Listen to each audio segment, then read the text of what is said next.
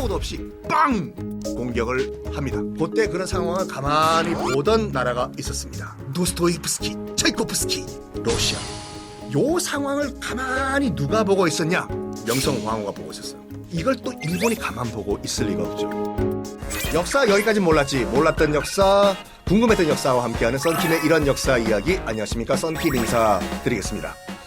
여러분, 대한민국이 되기 전에 아주 짧은 시간이었지만 대한제국이라는 국호를 가졌던 우리 역사 혹시 아십니까? 먼저 화면 만나보시겠습니다.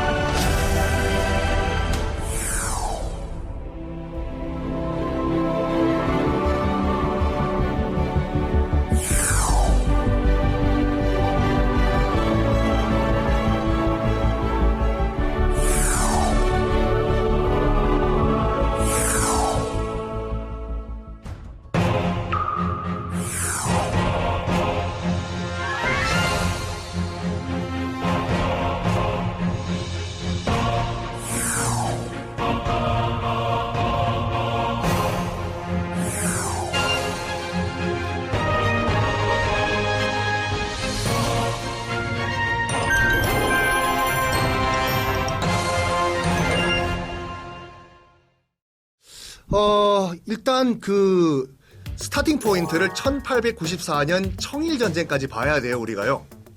이 1894년 같은 경우에는 동학농민혁명이 일어났어요.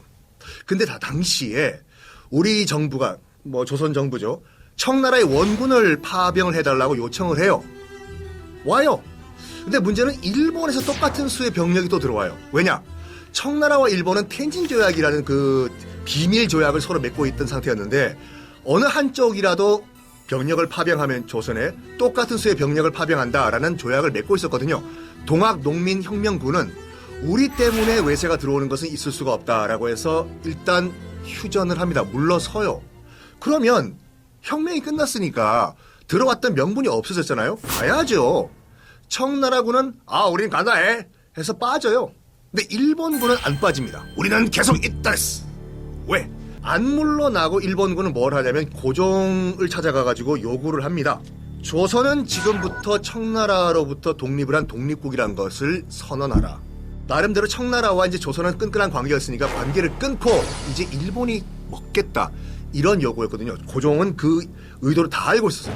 절대 그럴 수가 없다, 절대 그 선언을 할 수가 없다 하니까 일본군이 뭐까지 했냐면 남산 위에 대포를 설치하고 경복궁을 딱 바라보면서 이래도 선언 안 하나랬어, 협박을 해요. 뻥뻥 공포도 몇 발 쏘고. 그러니까 목숨의 위협을 느낀 고종은 결국에는 선언을 해요. 써요. 조선은 오늘부터 청나라와 아무 관계가 없는 독립국이다. 이 말은 무주공산됐다는 거예요. 군대를 일본이 파병한 이유는 뭐냐면 어차피 청나라와 조선을 두고 한판 붙자 각오를 하고 들어온 거예요. 고종으로부터 그걸 받자마자 뭐 하냐면 요시 지금이라 됐어 해가지고 청나라 수군 군함을 공격을 해요. 이른바 청일전쟁이 시작이었는데, 많은 분들이 청일전쟁이라고 하면 청나라와 이제 일본에서 벌어진 전쟁으로 알고 계시잖아요. 청일전쟁은 우리 땅에서 저그들끼리 싸운 거예요. 선빵을 어디서 날렸냐면 충청도 이제 풍도라는 섬인데, 거기 정박하고 있던 청나라 군함을 선전포고도 없이 빵! 공격을 합니다. 결론부터 말씀드리면 청나라의 완패였어요. 완패요. 청나라가 졌기 때문에 이제 일본으로 건너가서 강화조약은 다시 한번 강조하지만 강화도에서 하는 조약이 아니라 전쟁 끝난 다음에 패전국이 승전국한테 뭘 갚아준다, 이거 정하는 조약이에요. 일본으로 가긴 가야 되는데 청나라 관리들이, 수도가 도쿄잖아요, 에도. 근데 글로 안 가고 시모노세키로 부르는 거예요. 시모노세키. 왜? 당시에 이제 그 협상을 주도했던 사람이 청나라에서는 이홍장이라는 사람이었고, 일본에서는 이토 히로부미가 나와요. 이등 방문이. 왜 시모노세키냐면 자기 고향이고 집이 거기 있거든. 그래서 자기 고향으로 부른 거예요. 우리가 졌기 때문에 어쩔 수 없다 해. 가요. 보고 식당으로 불러요. 보고. 왜? 자기가 좋아하는 음식이었거든. 이토 히로부미가. 슌판로라고 지금도 시모노세키 가면 있는 식당 겸 료칸 호텔이거든요. 이홍장 오라고 한 다음에 우리 치면 내가 좋아하는 순댓국집 가가지고 이모 여기 세팅 1인분만 더 해주세요. 사람 오거든. 이거 가거든요. 얼마나 청나라 입장에서 봤을 때는 자존심이 상하는 일이었겠습니까? 이홍장은 피눈물을 흘리고 시모노세키에 있는 슌판로로 가요. 첫 번째가 뭐냐면 조선 이제 손 끊는다. 청나라가. 두 번째, 타이완을 일본에게 식민지로 넘긴다. 그리고 세 번째가 이제 문제였는데 요동반도를 청나라 요동반도를 일본에게 넘기는 당인데 오케이 넘겨요. 일본은 신났죠. 근데 그때 그런 상황을 가만히 보던 나라가 있었습니다. 도스토옙스키, 차이코프스키, 러시아는 당시에 시베리아 횡단 철도를 지금 건설하고 있던 상태였거든요. 그래서 만주 땅이 필요했어요. 그 요동반도 그 주변에 있는. 근데 그거를 일본이 가져가 버리면 이거 우리 시베리아 횡단 철도 건설에 뭔가 문제가 있겠다 해가지고 일본에 전화를 해요. 러시아가 뚜루뚜루 여기 러시아인데 너희들이 그 후루룩 드신 요동반도 다시 청나라에게 리턴 반환하라고. 아니 우리도 지금 피 흘리면서 싸워가지고 전쟁에서 얻어낸 땅인데 그걸 왜 돌려주냐고. 그래? 알았다고. 동네 친구들 불러요. 독일과 프랑스를 끼고 세 나라가 압력을 넣어요. 일본 이제 러시아뿐만 아니라 이쪽은 프랑스 인사해. 이쪽은 독일. 이힐리베디 빨리 요동반도 토해내 청나라한테 돌려줘. 싸울까? 러시아랑.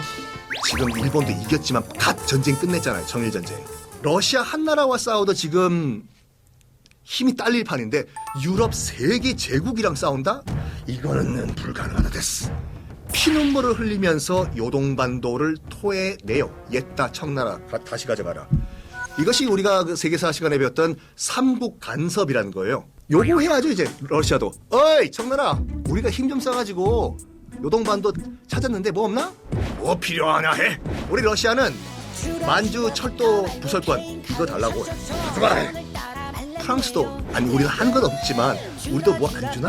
뭐 필요하나? 광저우 지방 통치권을 달라. 가져가라. 독일 우리도 뭐 한 거 없는데 이힐리베디 아우토반 우리 뭐 없나? 뭘 원하냐 해. 여기 달라고. 거기 어딘데? 산동반도에 칭다오라는 곳을 달라고 해요. 그래서 독일이 그 칭다오를 조차를 해요. 식민지 비슷한 거. 요 상황을 가만히 누가 보고 있었냐? 명성황후가 보고 있었어. 명성황후가 가만히 보니까 지금 이 동네의 짱은 아무리 봐도 러시아인 거예요. 여보, 아무리 봐도 지금 이 동네의 짱은 러시아인 것 같아. 우리가 왕실을 유지하기 위해서는 러시아와 손을 잡아야 될 것 같아. 실제로 그렇게 합니다. 일본 외교관이 와도 무시, 안 만나주고. 바빠가지고 배가 아파서 머리야 안 만나줘요. 근데 러시아 공사가 찾아오죠. 버선발로 뛰어나가서 어서 오십시오. 이걸 또 일본이 가만 보고 있을 리가 없죠. 까딱 잘못하면 러시아한테 조선도 뺏길 판이에요. 명성왕후라는 그 왕비가 모든 걸 조정을 하고 있다라고 판단을 내려요. 일본이요. 1895년 한나라의 정궁 경복궁에 쳐들어가서 왕의 부인을 죽인 을미사변이 일어납니다. 멘붕이온 고종은 뭘 하냐? 경복궁에서 가장 가까운 그리고 내가 믿을 수 있는 유일한 나라 러시아의 공사관에 대피를 해요. 세자, 나중에 순종이 되는 세자와 가마를 타고. 이게 우리가 알고 있는 아관파천인데 1년 동안 거기서 생활을 합니다. 거기서 계속 있을 수가 없잖아요. 이제 그 정도. 바로 뛰면 앞에 있는 궁궐이 뭐냐? 덕수궁이에요. 당시 경운궁이라고 했는데 러시아의 도움으로 갔습니다. 러시아 군이 호위를 하고 러시아의 도움으로 친러 내각을 만들어요. 그런 다음에 뭘 했냐면 우리도 자주 독립을 하자. 일본 너희만 제국이냐? 러시아 너희만 제국이냐? 우리도 제국을 선포하자. 해가지고 1897년 대한제국을 선포해요. 대한제국을 유지할 수 있었던 것은 이유는 뭐냐면 딱 한 가지예요. 러시아와 일본이 아직까지 팽팽하게 기싸움을 하고 있었기 때문에 대한제국을 유지할 수가 있었어요. 그런데 요 밸런스가 빵 깨지는 일이 발생을 하죠. 러시아와 한판 붙자 해서 일어난 것이 러일 전쟁이거든요. 러시아의 완패였어요. 러시아 입장에서 봤을 땐 정말 자존심 상하는 거죠. 뭐 누구한테 졌다고? 일본? 거기 중국 옆에 있는 섬나라? 러시아가 졌어? 이 상황이 된 거예요. 그때 국제사회가 다 동의를 해줬어요. 그래, 그 동네의 짱은 일본 너 해라. 뭐 여러분 아시겠지만 가스라 테프트 조약이라고 있습니다. 테프트라고 하는 미국 육군 장관이랑 가스라라고 하는 당시 일본 총리 대신과 몰래 협약을 해요. 대한제국 일본 너희가 가져. 그 대신에 우리 미국은 필리핀 먹는다. 헐. 전체적인 그 세계사적 측면을 봤을 때는 이런 이야기가 있었다니까요. 미국, 러시아 다 동일한 상태예요. 일본이 대한제국 먹어라가 된 거였습니다. 안타깝지만 고종의 마지막 시도였던 대한제국도 그 해로 실패를 하고 맙니다. 자, 안타까운 얘기 여러분과 함께 해봤습니다. 여러분 이 방송 보시고 댓글 많이 올려주시기 바랍니다. 썬킴의 이런 역사 이야기 다음 시간에 인사드리겠습니다.